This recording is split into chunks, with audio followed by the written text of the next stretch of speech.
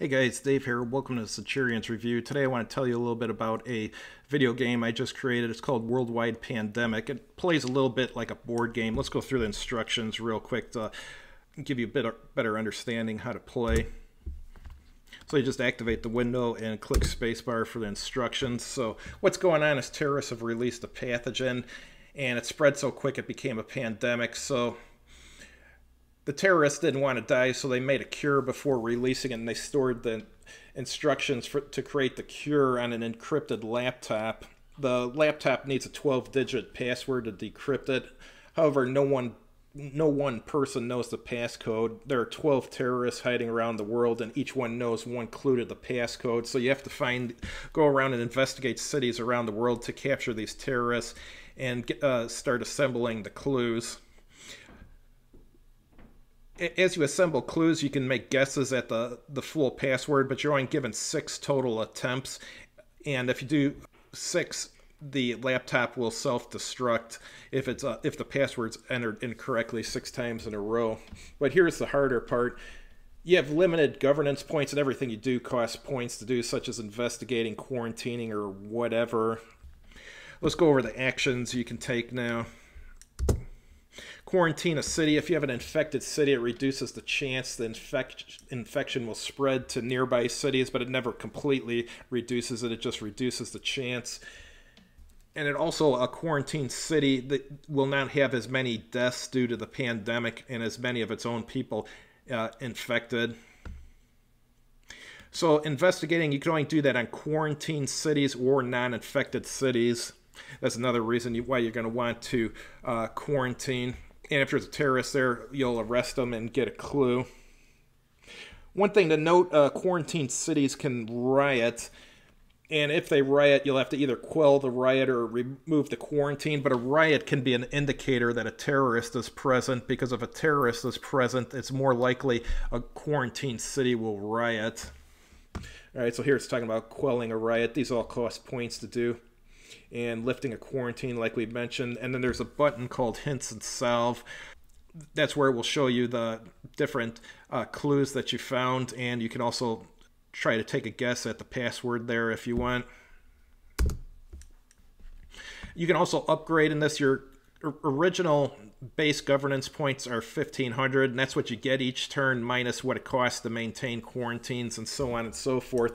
But you can upgrade it by paying 1.6 times your current base governance points, and then you'll have 1,750 instead of 1,500. And if you upgrade again, you'll get another 250. And there's another little window that shows the cost, how much everything costs, and an end turn button when you're out of governance points, or if you don't have enough governance points to do anything else. As mentioned, infected and quarantined cities have an increasing number of infected and deaths each turn. And like I said, quarantined cities' infection and death rate won't be as high as a non-quarantine infected cities. And if you have a higher population, you're going to get more infected and deaths each turn. So when you click on a city, you can see what the population is. And if you manage to figure out the passcode for the encrypted laptop, you win the game. However, the number of worldwide deaths that occurred will determine your level of victory. All right, and there's little red dotted lines in the map that I'll show you in a minute. Those just show the infection routes. So a city, let's say it's infected, you follow the little red lines. Those are the cities nearby that this city could infect. And rioting cities, quarantine cities will randomly riot, and it's more likely to occur, like I said, if there's a terrorist there. All right, so let's start the game. Left click to select the city, and then click an action button. So these blue dots here, these are non-infected cities. The red dots are infected cities, so we're going to want to quarantine the red ones. So let's quarantine successful. Quarantine successful. Quarantine successful. Quarantine successful. All right, that's all we have enough points for. Your current governance points are down here, and here's the population. It says whether the city's been investigating the economic development. We'll get into that in a bit. That's first world, second world, or third world. Name of country, city's deaths so far. This one's already had 3,150 deaths, and it has 630,000 who are infected in it. That's Moscow. So let's go to end turn. This one here, even though it was quarantined, he still managed to infect a nearby city. So let's do a few more quarantines here to try and get things under control before we start investigating. Quarantine successful. Quarantine successful. It costs points to maintain a quarantine, though, so let's go to the cost screen here. As you can see, everything's cheaper if you're a first world country as opposed to a second or third world country. And to maintain a quarantine, if your first world is 50, if you're a second world, it's 100, and if you're third world, it's 150. All right, so let's start investigating some cities. In order to investigate a city, it either has to be non-infected or quarantined. If it's just infected without a quarantine, you can't investigate it until you quarantine it. There are no terrorists here. All right, no terrorists there. So let's end a turn. And let's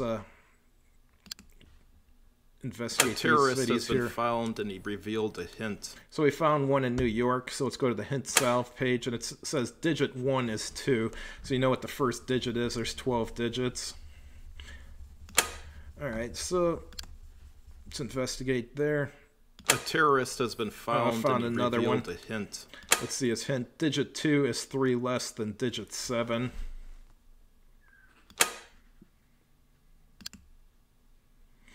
Don't have enough points to do anything, so I'll end the turn. A new city is rioting. All right, here we have a riot here, so I'm going to quell that riot. Successfully quelled the riot.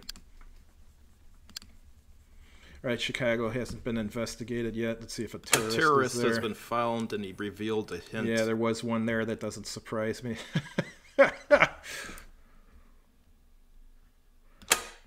So he gave a hint that said digit 3 is 6 greater than digit 8.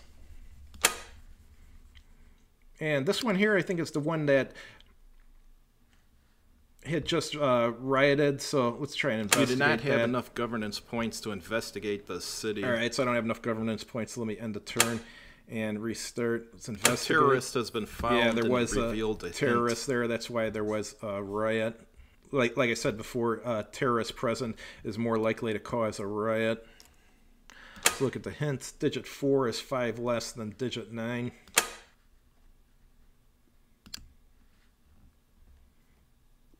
A terrorist has been found, and he revealed a hint. That tells us that digit 5 is 2.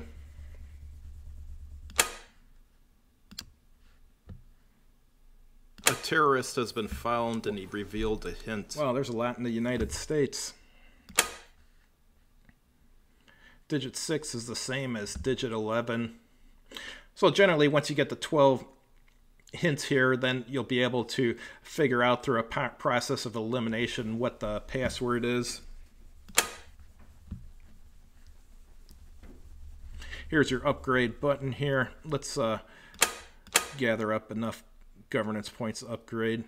Not enough governance points to upgrade. And one more turn. Now we got 3350. That should be more than enough. Successfully upgraded base governance points. So now the base governance points went from 1500 to 1750. And here's your lift quarantine button, quell riot button.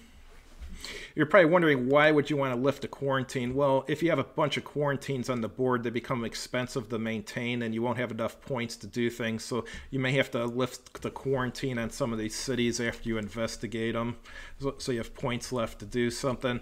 But that's basically how the game plays. Let me show you how you do a guess here. So we know digit 1 is 2. We know 5 is 2. We don't know what the others are. All right, so let's click solve, and it'll tell us which of the digits are correct. So we actually got 4 of the digits right there, and it shows what they are there. But remember, there's only 5 guesses left here. So if you end up using all 5 guesses and not figuring out the password, then you automatically lose. If you do get the password correct, then depending on the amount of worldwide deaths that occur, it'll give you your level of victory. But that's the basics of how the game plays. One last thing, I have versions here for Windows and Macintosh. The game is free to download, but it asks for a $5 donation, but you can still download it if you don't want to donate. And I'll have the URL for where you can download it in the description for this video. Have a good evening.